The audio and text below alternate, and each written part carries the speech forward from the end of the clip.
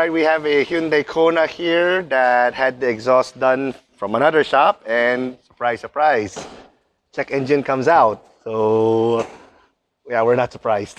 We've seen this before from this shop, and never learns.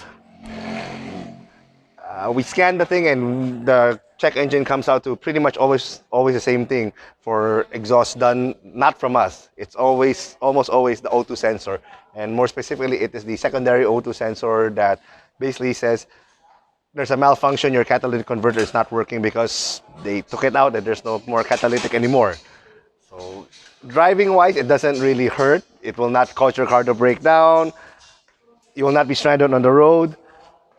It'll still run, but it might be more gas consuming than if it was working properly. So that's pretty much the only consequence. And of course, the annoying check engine light that comes out. So we already actually took out the header, and this is it. This is the header that we took out.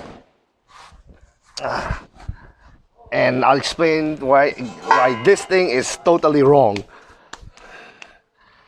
First thing we see wrong is that the primary O2 sensor, most modern cars now have two. They have a primary sensor here in the front and a secondary sensor in the back. The job of the primary sensor signal to the ECU to say, okay, the mixture is correct, we need to add more fuel, we have to add less fuel. So this works in conjunction with the injectors and the mass airflow. So all of those things determine how much fuel your car gets. So that's the job of the primary sensor. Now there's another one here called the secondary sensor. What this sensor's job is to check that after the exhaust comes out, it goes through the catalytic converter. Is the catalytic converter working? Because what this thing is supposed to do is supposed to read the temperature or the oxygen content, whatever you want to call it, has to be lower. That's compared to this sensor. So this actually takes reference from this one. So what happens here is the primary sensor, first of all, ideally should not be in cylinder number 3. Don't do that. If you really must have it, you should have it here, where it has to sample gases from all 4 cylinders, not just one cylinder. Although ideally they're all the same, but it's best to have this sensor get the exhaust gases from this position here at the back, from all 4 sensors, from all 4 cylinders. But in case that's not possible, it should either be on cylinder 1 or cylinder 4. The second thing why it keeps causing a check engine is this one here, where they plug in the O2 sensor. The O2 sensor plugs in directly here. That's wrong. This should not plug directly to where the exhaust gas is. So remember what I said about it having to read a lower temperature. So this thing should have an extension of about ½ an inch to 1 inch to move the sensor a little bit upward so it reads a little bit colder. So that's basically the end of it. That's the problem.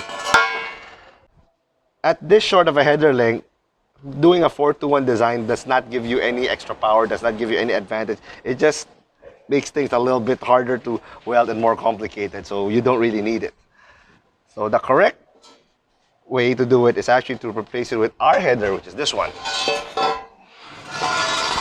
So as you can see, this is for our primary sensor. It samples cylinders here.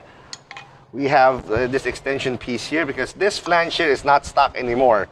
This is not their stock location. It's a little bit further. I don't know why they keep doing it that way. So this is where it goes. As you notice, there's no hole here because this is for an Elantra 1.8, which just happens to fit the Kona. The Elantra has a separate catalytic converter here at the back. The Kona doesn't. So what we're going to be doing is we're going to be putting another sensor bung here, and that's where the other sensor will go. That's where the secondary sensor will go with our extension. So this is the correct way to do exhaust headers. You don't just let somebody who can weld a bunch of pipes figure it out and then, hey, it looks the same. Hey, it worked. Hey, it bolts on. Car starts. Car runs. It's not the way to do it. This is the correct way to do it. So we're going to be replacing it this one, and then we're going to be remapping the Kona as well.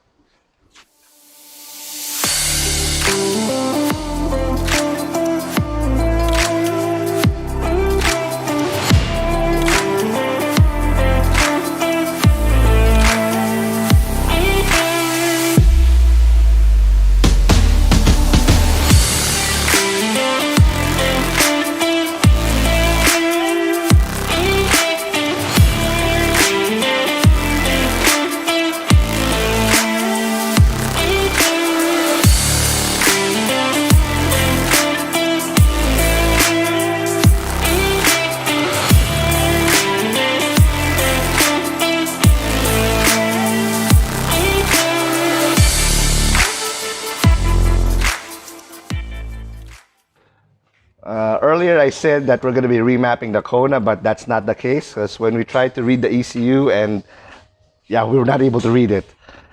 Putting the ECU back, and then we plugged in our scanner. Right, there's located in the history of the ECU, there is CAN communication error.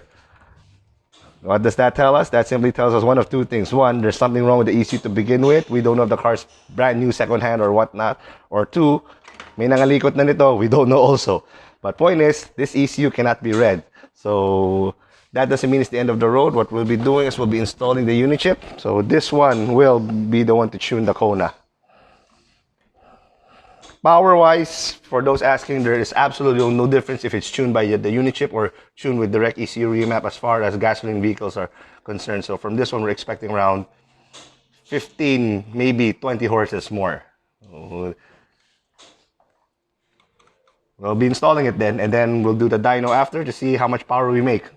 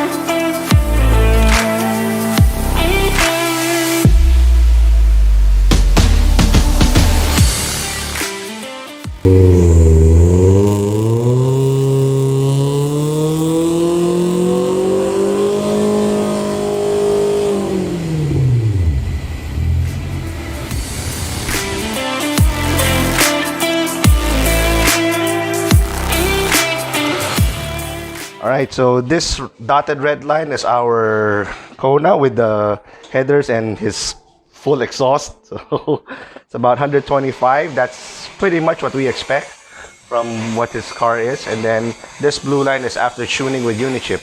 So power-wise, we did get about 20 horses, 124 to 142. So that's 18 horses right there at the peak. Then there's about 20 horse there. It's about 20 horse there also.